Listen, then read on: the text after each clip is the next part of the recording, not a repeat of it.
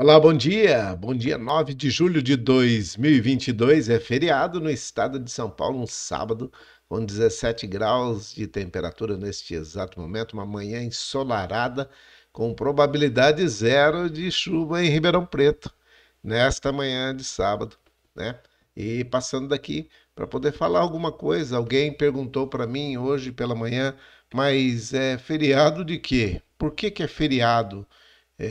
No estado de São Paulo. Então, resolvi pegar algumas coisas, algumas informações que estão colocadas na internet e que a gente tem também de conhecimento, e acho que algumas dessas informações você vai gostar de saber, pelo menos para poder saber como a título de informação. Não sei se você vai saber o que é que nós estamos falando, mas a Revolução Constitucionalista de 1932 foi um movimento armado iniciado no dia 9 de julho de 1932. Por isso, em Ribeirão Preto tem uma avenida também em homenagem à Revolução Constitucionalista de 1932, liderado pelo Estado de São Paulo, que defendia uma nova Constituição para o Brasil e atacava o autoritarismo do governo provisório de Getúlio Vargas. Presta atenção, Getúlio Vargas foi eleito, foi colocado como presidente em 1930 e era provisório, mas em 32 ainda não tinha feito nada para se mudar. Durante quase 4 anos, os paulistas entraram em confronto com as tropas fiéis a Vargas, sabe? Getúlio Vargas tinha as tropas federais e os paulistas se revoltaram, por isso que é uma revolução constitucionalista. E isolados, os paulistas foram derrotados. Mas o levante não foi em vão. Em 1934 era promulgada uma nova Constituição brasileira. Então, presta bem atenção, a Revolução de 1930, que marcou a chegada de Getúlio Vargas ao poder, instalando-se um governo que deveria ser provisório, Vargas então anulou a Constituição de 1891, fechou o Congresso, extinguiu os partidos políticos e começou a governar por um meio de decreto-lei, tá? Nos estados, Vargas depôs todos os antigos governadores e nomeou alguns interventores. Então, as pessoas de sua confiança que iam governar cada estado brasileiro. Uma característica marcante desse período histórico é a participação de civis e militares na política. E em vários casos, os dois grupos entraram em conflito. Em 1924, São Paulo foi palco de um movimento militar que objetivava a tomada do poder, mas os revoltosos foram derrotados em 1924 também. Vargas, como chefe do governo provisório, acumulava poderes. Sem um Congresso aberto e partidos atuando no campo político, ele começou a desagradar antigos apoiadores da Revolução de 1930, aqueles que estavam apoiando quando ele teve uma revolução, quando a revolução foi tomada lá em 1930, já não estavam contentes com Vargas. Então, pois o seu governo centralizava os poderes. Não foram convocadas eleições presidenciais, que isso era um dos tópicos lá em 1930. A Assembleia Nacional Constituinte prometida não se realizava, ou seja, o Brasil não tinha uma Constituição. Tinha um ditador realmente, né? Uma ditadura. Além disso, os interventores escolhidos para governar os estados não agradavam os políticos locais. Um exemplo disso foi São Paulo. Os paulistas viram na escola dos interventores, na escolha, né, dos interventores, uma interferência de Getúlio Vargas nos estados. A autonomia estava em risco, pois os governantes não eram escolhidos pelos seus políticos, mas sim pelo chefe do governo provisório, que começou a fazer isso desde 1931, nomeando interventores militares ou ligados aos militares. Em 23 de maio de 1932, aconteceu no centro de São Paulo uma manifestação contra o governo Vargas. As forças leais ao governo reagiram, matando 4 estudantes. Mário Martins Almeida, Euclides Miragaia, Drauzio Marcondes de Souza e Antônio Camargo de Andrade. A violência contra os manifestantes aumentou o apoio da classe média paulista à causa constitucionalista e contra o governo. Então agora aqui já começou uma situação de muita gente apoiar a intervenção que São Paulo estava fazendo, a revolução que São Paulo estava fazendo, por causa da morte desses quatro jovens aí. Martins, Miragaia, Drauzio e Camargo, né? Foram esses que foram mortos. A violência contra os manifestantes, quando aumentou essa situação, colocou o governo de São Paulo numa situação bem mais favorável. Aí teve até uma situação de arrumarem ouro para o bem de São Paulo, ouro para o bem do Brasil. Os sobrenomes mortos foram imortalizados no acrônimo, numa sigla, né, numa abreviatura MMDC, Martins, Miragaia, Drauzio Camargo. Participantes da Revolução Constitucionalista de 1933, Euclides de Figueiredo escreveu em seu livro Contribuição para a História da Revolução Constitucionalista de 1932, que até o início do confronto, São Paulo contava com o apoio e envio de tropas de Mato Grosso e Rio Grande do Sul. Então, Mato Grosso também estava com São Paulo e Rio Grande do Sul também contra o Getúlio Vargas. Estados que também demonstravam insatisfações com o autoritarismo de Vargas. No entanto, quando o combate começou, ambos optaram pelo lado varguista, abandonando os paulistas. Os mato-grossenses e os rio-grandenses, os gaúchos, deixaram os paulistas quietinhos lá e falaram: se vira aí que nós estamos cascando fora. Em 9 de julho de 1932, as tropas paulistas iniciaram a luta armada, liderada pelo general Isidoro Dias Lopes. O interventor Pedro de Toledo, varguista no início da sua gestão, logo após o início do conflito, mudou de lado e apoiou os constitucionalistas. Os revolucionários organizaram uma intensa campanha publicitária pedindo apoio da população para que o conflito obtivesse sucesso. Os jovens foram convocados para lutarem nos campos de batalha. Presta atenção, hein? É São Paulo brigando contra um governo federal. E os industriais suspenderam suas produções e iniciaram a fabricação de armamentos para o confronto. São Paulo começou a fabricar arma para o confronto que estava contra o Vargas, o governo federal, né? Para iniciar os soldados paulistas, foi criada a campanha do Ouro para o Bem de São Paulo, em que a população era convocada a doar os objetos de valor em prol da causa constitucionalista. Presta atenção que os paulistas não só lutaram, eles também contribuíram com ouro para poder fazer esse levante aí contra o Vargas. O apoio dos gaúchos e dos mato-grossenses não veio e os paulistas tiveram que lutar sozinhos. O governo de Minas Gerais também apoiava a luta em defesa da Constituição, mas preferiu aí ficar do lado de Getúlio Vargas. A suspeita de que os paulistas estavam lutando pela independência do Estado diminuiu o apoio de outros estados brasileiros ao levante. Então, eles achavam que São Paulo, liderando essa situação, ele queria sair fora da federação, né? Queria ficar um estado autônomo, um estado separado do Brasil, se houvesse realmente a vitória sobre o governo federal de Vargas.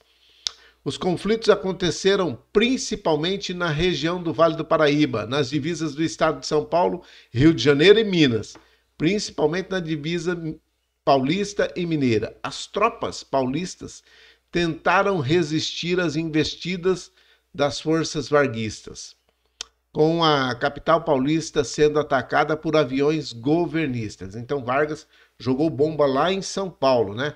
O criador do avião, presta atenção nisso aqui, que isso aqui pode ser que você ainda não soubesse. O criador do avião, Alberto Santos Dumont, morava na cidade de Santos, estava lá em Santos, morando lá, na cidade do litoral paulista e quando soube que a sua invenção, o avião, era usada para matar concidadãos,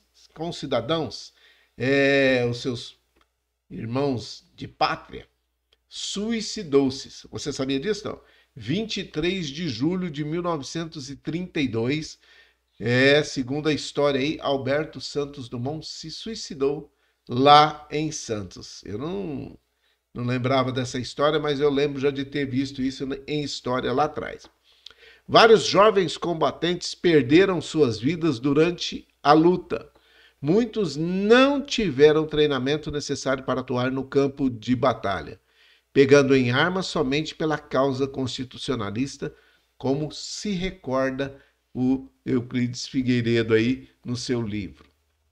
O sul de Minas registrou intensos combates. As obras mineiras foram deslocadas para a região da cidade de Passa Quatro, para atacar os paulistas que já estavam alcançando o território.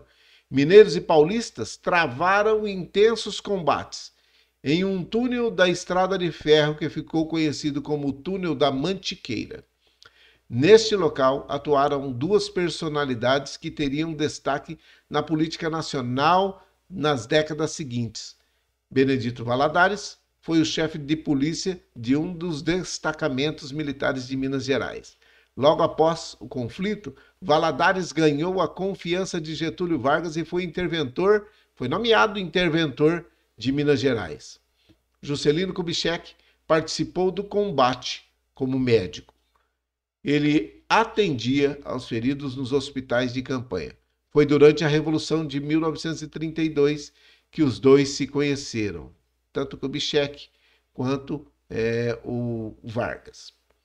Ao assumir a interventoria de Minas Gerais, Valadares também nomeou Kubitschek para ser prefeito de Belo Horizonte. Então, após esse achego aí entre os dois, quando Getúlio Vargas estava lá fazendo a sua participação também, ficou conhecendo Juscelino Kubitschek e acabou sendo colocado lá como interventor de Belo Horizonte, lá a capital de Minas Gerais.